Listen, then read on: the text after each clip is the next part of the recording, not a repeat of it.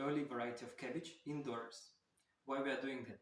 Because it allows us to harvest twice per year instead of once, and approximately at the end of June, beginning of July, we will harvest first round, and then we will have our seedlings and we will grow again.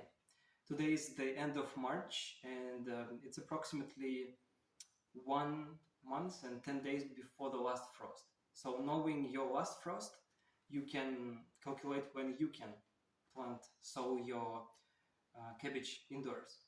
Growing indoors, it's starting seedlings indoors. It's not something that you should do, but it's a good idea if you want to have early harvest or harvest twice per year. And the most important information to know when you grow cabbage, it's cabbage likes cool climate, cool weather.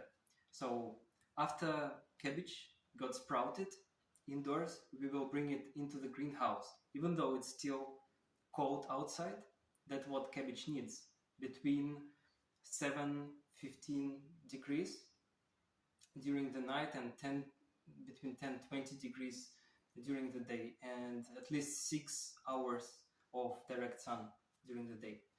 If you want to grow cabbage indoors and you don't have a greenhouse, you still can do it, but you need to cool down the temperature during the night, and you need to give enough light using artificial lights, for example.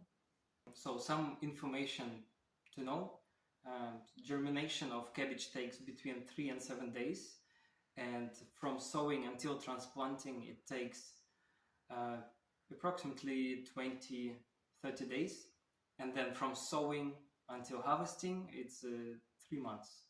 So I think this is enough information to hear. Let's get started, and then along the way when we sow we will give some extra information that you will need to know when you grow cabbage. Let's get started.